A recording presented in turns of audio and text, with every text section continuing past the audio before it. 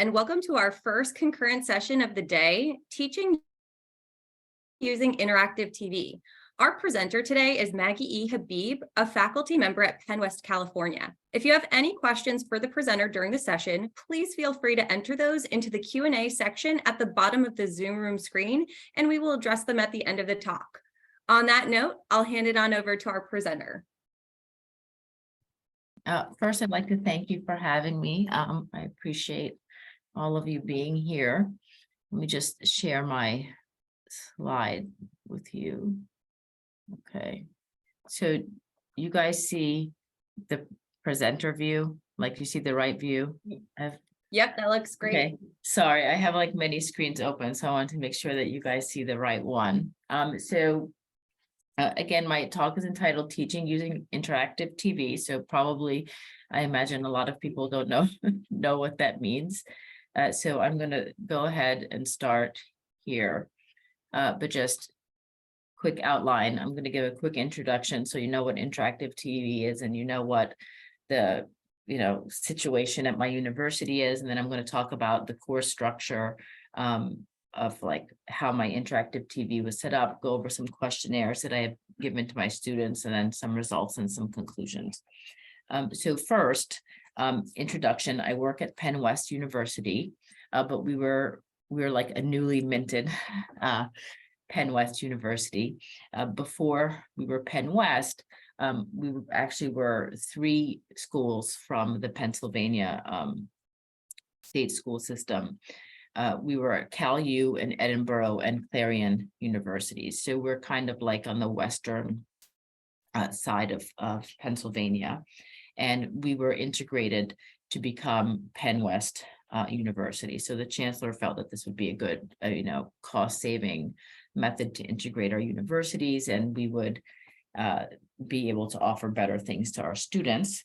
And because of this, we have this need to offer classes called interactive TV. So essentially what that means is the instructor is in one room, and then you'll have students in another room on satellite campuses. So it's live TV. So it's not quite like a webinar because you'll have people in one room, but I know like big corporations do this where say somebody wants to give a training and they have a training with people in the room with them, but then in addition to the people with the room with them, they might have people in another building participating through video, but they're in a room, not on like a computer at home. So last fall, I taught a complex analysis class, as a math class using ITV. So I was the first one in my department to teach with this method. And so I was kind of just like thrown in there and said, like, let's see how this goes. So first is I want to go now over like the course structure. So just to kind of be clear and how many students were with me, how many students were online, and so forth. So the structure was set up like this. I was at California. I had 4 students enrolled from the California campus that were supposed to be in the class with me. I had 6 students at the Clarion campus, which I think it's about like 2 hours from here, or an hour and a half. So 6 students there. And then I had 1 student at the last minute from Edinburgh University that needed to take the class, but because she was only 1 student, she just joined from home fully remote. So she was just like an entirely Zoom student. And then in addition to that, even though I had 4 students enrolled at California, I had one of the students that preferred to just join online. So technically, like, even though I have the 4 at California, I really did have 3 students physically in class with me on a regular basis without, except for tests, and 2 students that were fully remote online, and then the 6 students at Clarion University. So for the students at Clarion University, there was a UTech person, which is just university tech support, that would always be in the room with them, like on a daily basis. So, sometimes there would be a problem with like the sound on their end where they couldn't hear me. And the UTech person would have to come and like increase the volume for them, or like things like that. So that person stayed in the room every day throughout the semester to kind of help with anything, anything that I needed in class, right? So usually it was always just like a microphone issue, and sometimes maybe like the camera wasn't clear, but nothing too serious. And then the two students that were remote, always were the typical, I have my camera off and I'm muted the entire time. So I really took a long time, or I was trying to be very thoughtful in like how I should instruct this class. And I reached out to people like from different universities to try to have ideas of like, what's the best way to teach a class in this format? And I've got, I got a wide variety of answers. And I kind of took all of those answers and I did my best to kind of implement how I like to teach when I'm in a face-to-face class to the best I could, and let try to still implement it even though like I wasn't entirely like face-to-face.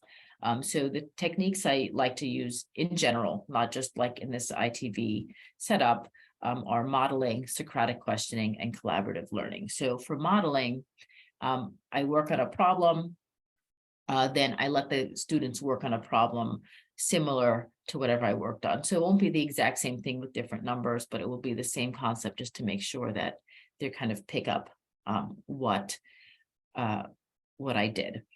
And usually when I'm in this situation, I do like to walk around the room and like physically see what my students are doing when I give them the time to work on their problem. The next is Socratic questioning.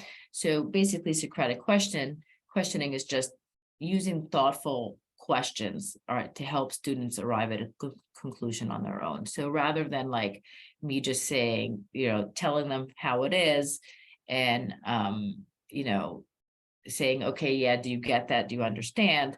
I kind of plan out my questions carefully so that I could be guiding them to the right answer, so that they come up with it themselves, and then hopefully like that information stays and sticks with them and they retain the information. And the last is collaborative learning. I like to have students do group work.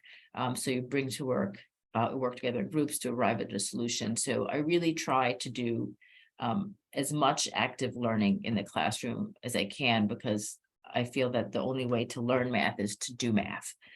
So I wanted to kind of keep these techniques to the best that I could in this kind of weird interactive TV setup. So I don't remember if I said it before, but the short term is ITV instead of interactive TV. So what are the drawbacks for these techniques when I'm actually in this ITV course? So for modeling, I already mentioned one major drawback is when I'm in a physical classroom, I walk around and I check what the students are doing, and I'll give them some kind of comments like, this is on the right track, this is not on the right track, to help them along. So, I can't actually check what the remote students are doing, right? So they could, for all I know, while they're in their classroom, like I can see them and they're writing, but they could be, just drawing pictures.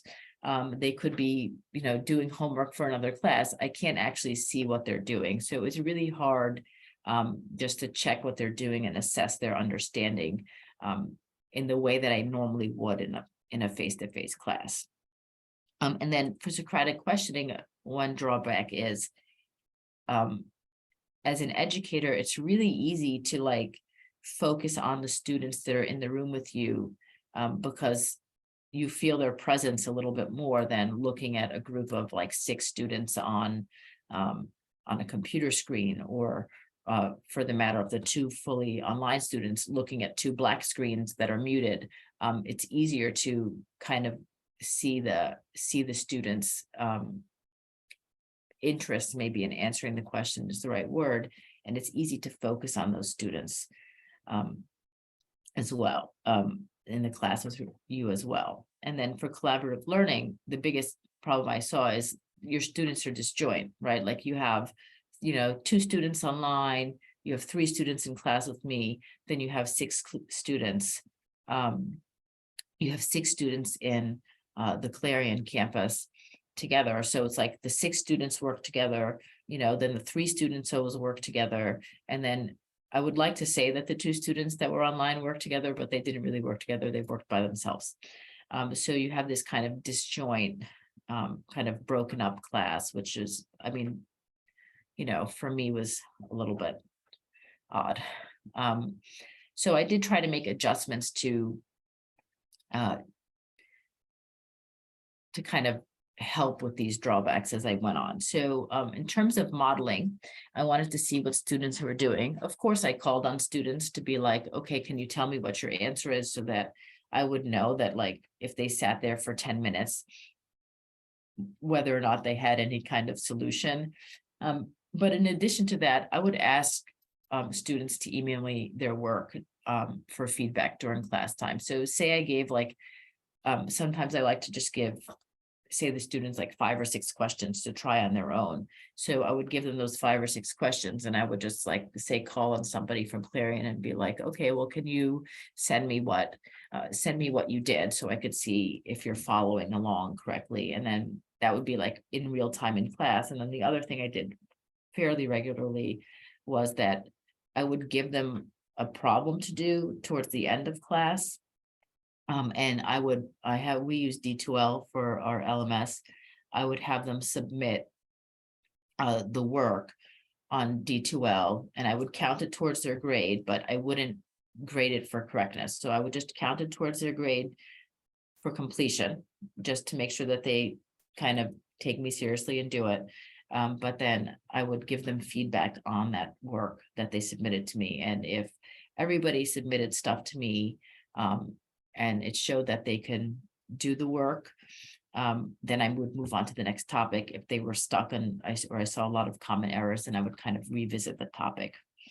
For Socratic questioning, this one was kind of like the easier adjustment, is I just really made a conscious effort to include students from all locations. So sometimes I would, I would kind of have like a little counter, like, I asked, students from California in the room with me, this many questions. I want to make sure that I'm asking the same number of questions specifically, or calling on those people from Clarion or online roughly, equally. So I did make like a really strong effort to be like, okay, please, somebody from Clarion answer me, even if people that were in the room with me wanted to answer the question. And then for collaborative learning, I tried offering some fully remote class meetings, so that I could pair students up in breakout rooms that were not from the same campus, so that they can kind of get to know each other. As you can imagine, the biggest drawback with that was that there are some students that it didn't matter. They just turned off their camera and stayed muted in silence for the whole, however long the class was. It was an hour and 15 minutes twice a week. So I did offer some fully remote class meetings, but I think I offered it twice. And what I heard from the students and what I saw myself is that they didn't really engage with one another. So I didn't do it again. So it's something I would have to kind of modify in the future. So in the class, I offered 2 questionnaires to kind of get some kind of guidance while I was teaching. So the first questionnaire I offered about halfway through the course. And then the second questionnaire was at the end of the course. So the reason I offered the questionnaire halfway through the course was because I wanted to get some sort of feedback on how the students were feeling about the setup of the course prior to the end of the semester, when it was too late to change it. So this was really useful for me. And I actually find this to be just useful for any class, not just this ITV class. I just, it's really good to kind of say, like, these things are really helpful, these things are not helpful, and kind of adjust your teaching to the students' needs, because every class is different. So the first questionnaire I gave was start, stop, continue. And it's exactly what the title says. What do you think about, the class? What should you start? What do you want to continue? What should we stop doing in class? So first question, what do you think we should start doing in class? So give me suggestions that you would think are helpful for you in class to learn. Second question, what do you wish we would stop doing in class? So, are there certain activities that are just like, students just feel like it's a waste of their time. They don't, they don't like it. They don't feel like they're learning from it. And then what is working well and should be continued? So what kind of activities do the students find most beneficial in class? And then the second was just an end of semester survey. So kind of a typical one, but the end of semester survey, I really put it out there just to kind of get an idea of what students felt about that kind of course structure and what kind of activities were helpful for them in that structure. So for the end of semester survey, it was another short survey, just 4 questions. First was there anything that detracted from your learning? And I think, I would definitely offer another questionnaire like this next time I have to teach a class in this format, but I would like in the future, I think, to know who, when you're asking these questions, like who is answering from the people that were remote, and then who's answering from the people that were with me, because I don't, you could be totally happy because you were in the class with me, and then you could have been totally miserable because you were not in the class with me. And there's no way for me to tell that from the survey. So it's something I'm kind of thinking about for the future. Second question is, what would have made the class experience better or more useful for you? The third one was just what aspects of the course were beneficial for your learning. And then the last was just, do you have any general comments regarding the course structure using ITV? So I made these questionnaires anonymous so that the students would feel comfortable to answer, honestly, honestly about what they said.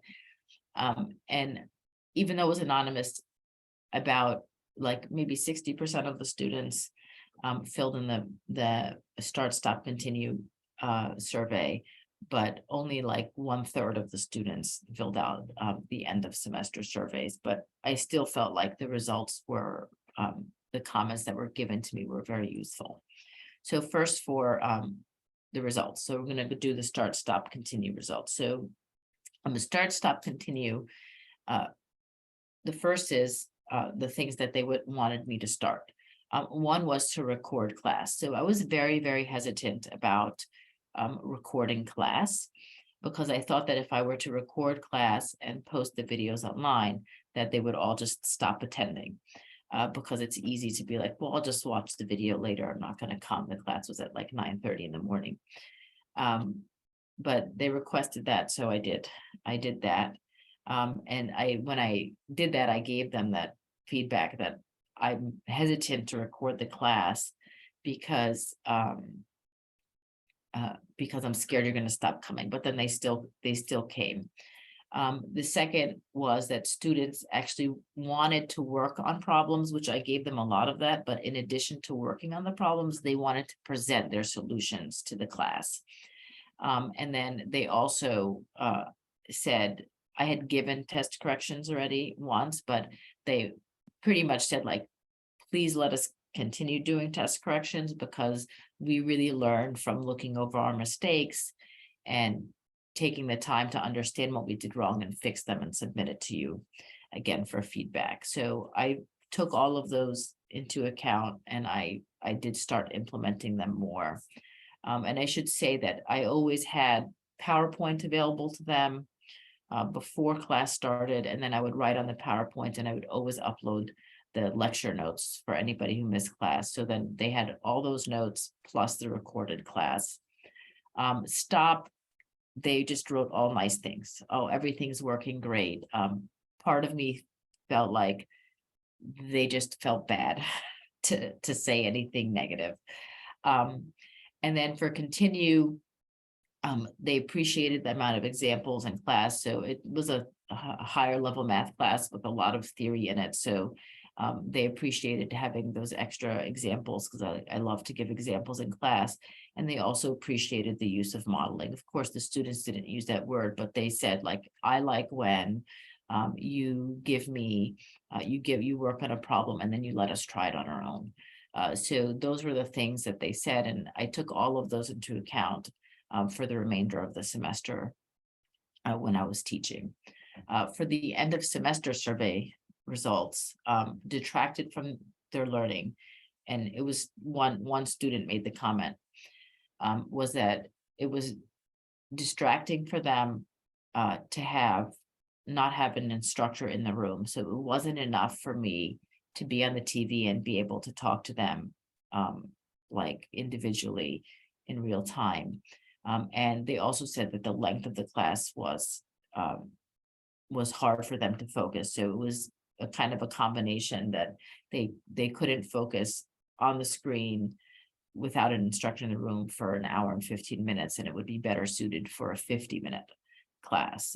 So for improvements, things that they said would help them learn more, though this is like the second question, is again, more opportunities to work on problems and present their work. So I used to give them opportunities to work on problems in every single class, because that's just my teaching style, but I only asked them to present their work maybe once every other week, just because of, there's a syllabus to cover and the amount of time it takes to have students present. It takes up almost the whole class if I let everybody do an opportunity, have an opportunity to present.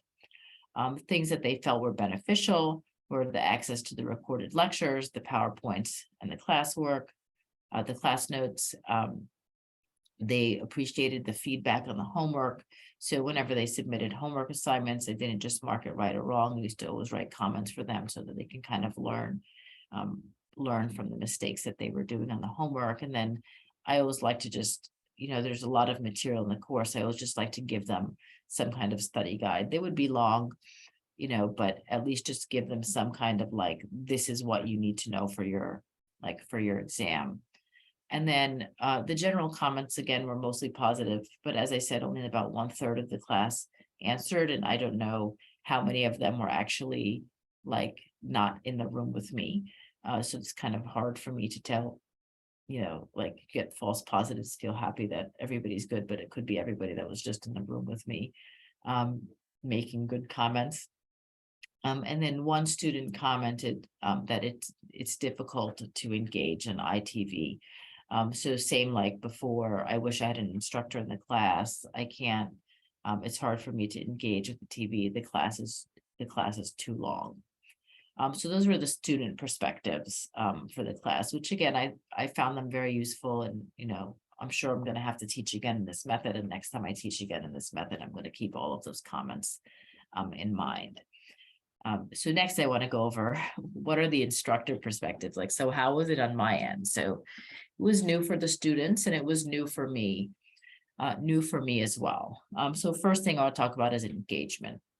For me, I just felt like the students that were with me in the room were more engaged. And I don't know if it's because, just to be in the vicinity, they feel like I can look at them more. So they just seem to be a little bit more on than the ones that were in the other classroom. And I will say for the ones that attended fully remote, I would say there was probably zero engagement. I don't even know if they were really there because they had their cameras off and they were muted. So, and sometimes I would ask a question, they don't answer. I would send a chat, they don't answer.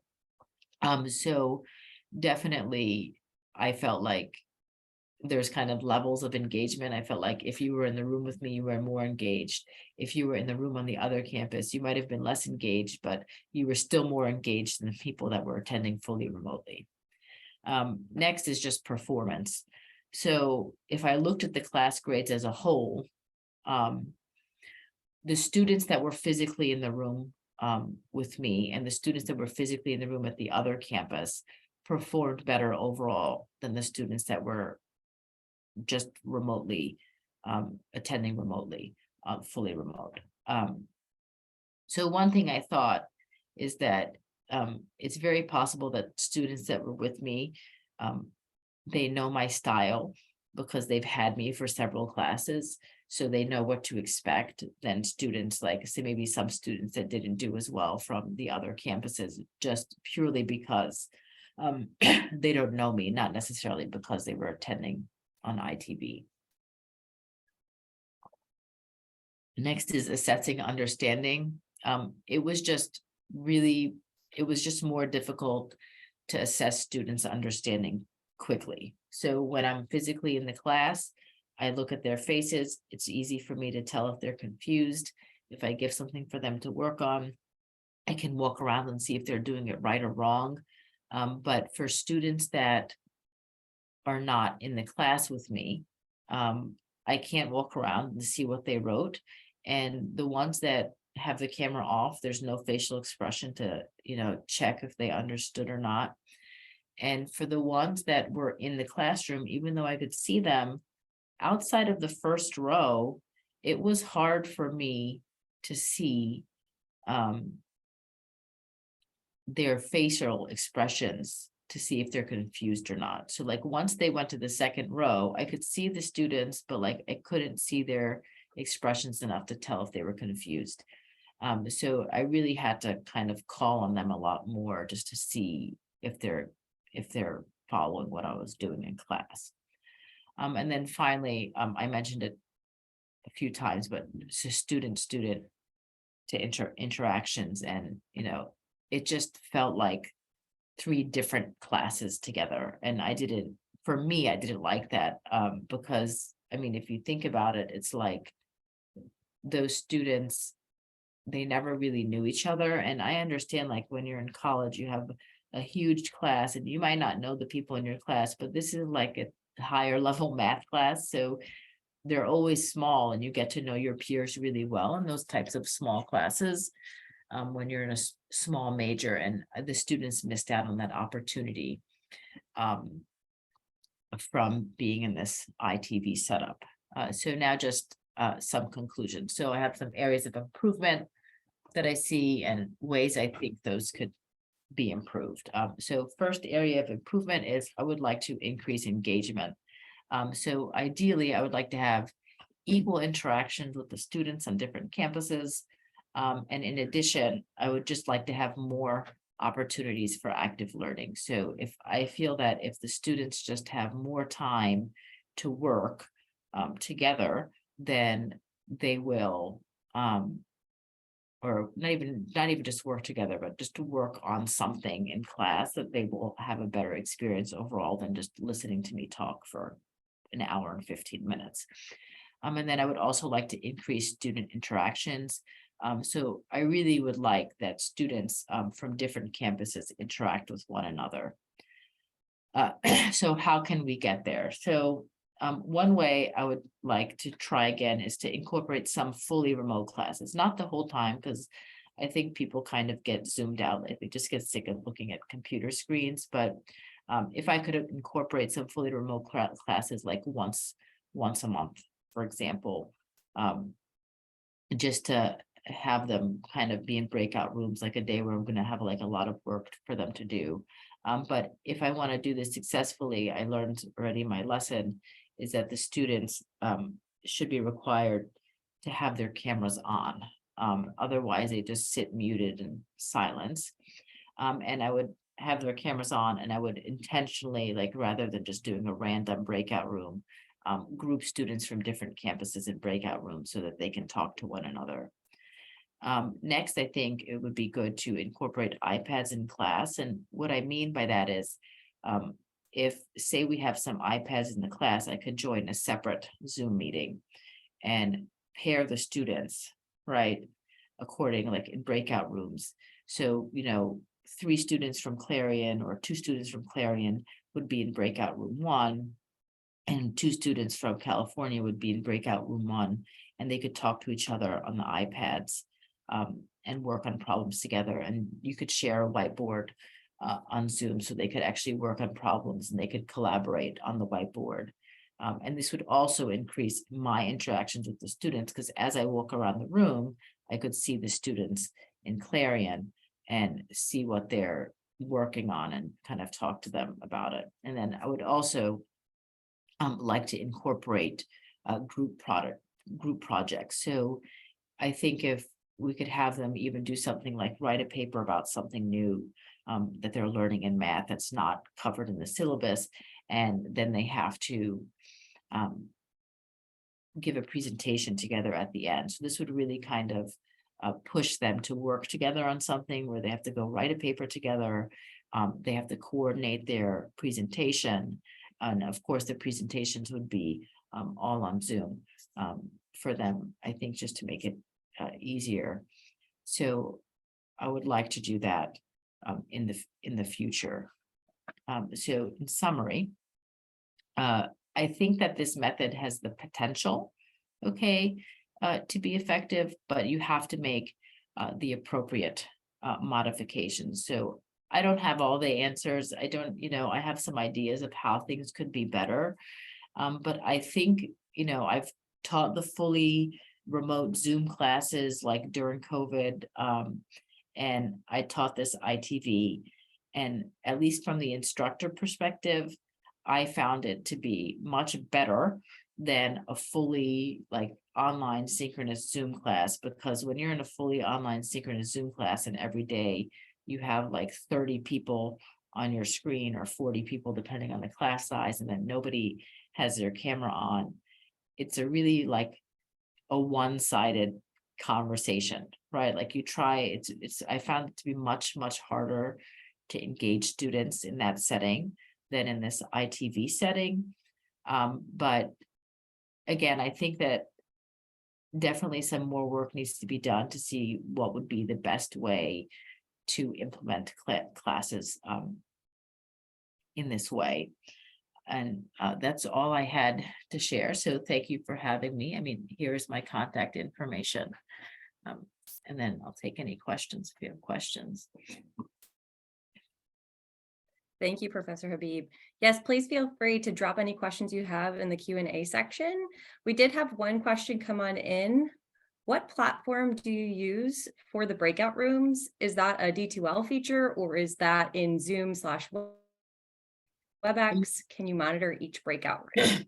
So I did it in Zoom. And basically what I would do is I would just hop around each breakout room. So I would start, I did it, the times that I did the Zoom classes would be when I would have like, I would give them quite a long assignment to help them to say study for their midterm.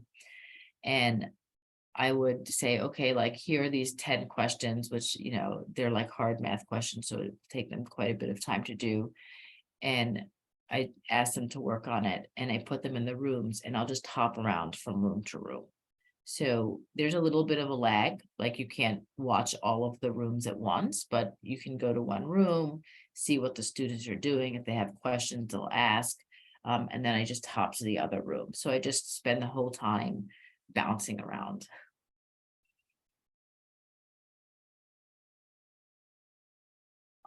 What technology would you say lends itself best to teaching students who are both face-to-face and remote simultaneously? Like, you mean, I guess I'm not sure I understand, like what technology, like other than Zoom?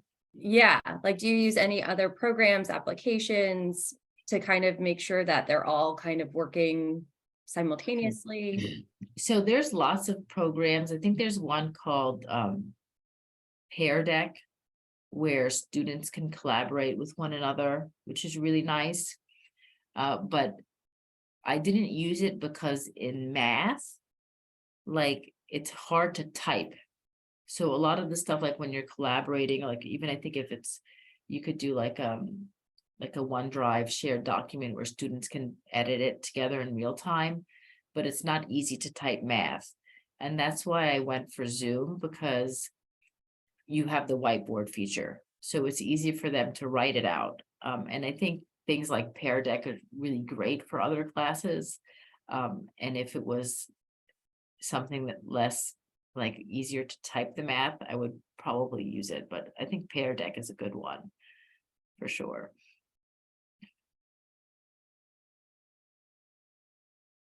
Perfect. Thank you so much. Well, if there are any last minute questions, please feel free to drop them in the Q&A section.